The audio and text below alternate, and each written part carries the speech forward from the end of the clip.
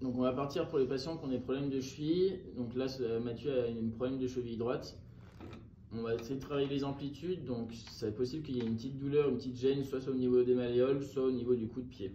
Donc au moment où vous allez avancer vers l'avant, donc vous mettez votre pied sur une chaise, on pousse le genou le maximum vers l'avant.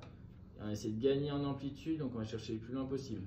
Si vous avez un blocage et que ça pince au niveau du coup de pied, vous tenez la position une dizaine de secondes, on souffle, on essaie de gagner sans à-coup. Vous revenez doucement à la position de base, donc le genou au-dessus de la cheville, et on essaie de gagner au fur et à mesure. Donc là, Mathieu n'a pas vraiment de problème de cheville, mais si vous avez un problème, vous irez sûrement moins loin, et au fur et à mesure, on essaie de gagner.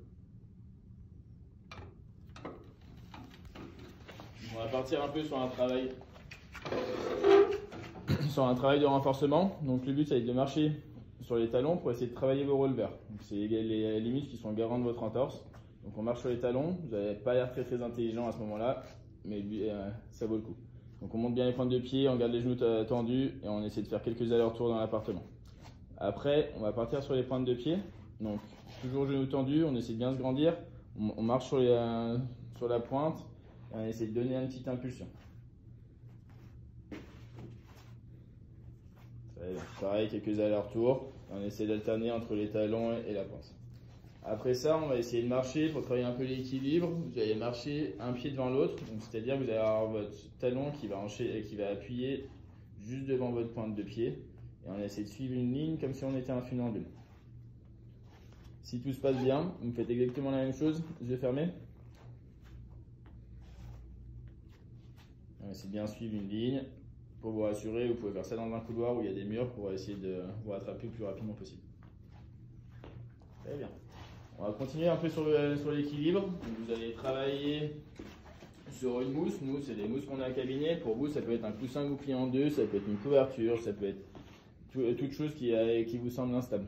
Donc on va mettre le pied sur la mousse, genou verrouillé.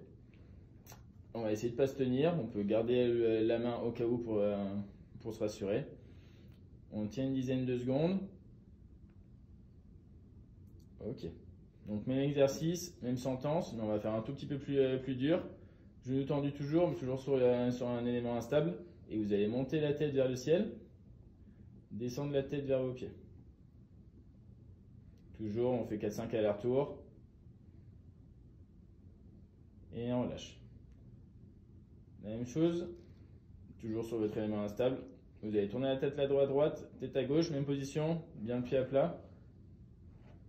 Et on va chercher le plus loin possible, juste la tête. On n'a pas le droit de mettre son pied en garde-fou ou en béquille. Et on est juste seulement sur un pied. On relâche bien. Tous ces exercices qu'on vient de faire, vous allez pouvoir exactement faire la même chose. Donc là, on a fait les yeux ouverts. Si ça se passe vraiment bien, vous gardez toujours une main en protection. Et on va fermer les yeux. Donc on ferme les yeux ouverts et les yeux fermés. Vous voyez, c'est pas si facile que ça. Donc c'est quand même proche d'un élément stable. Si c'est trop difficile sur l'élément instable, les yeux fermés, vous faites directement au sol, yeux fermés.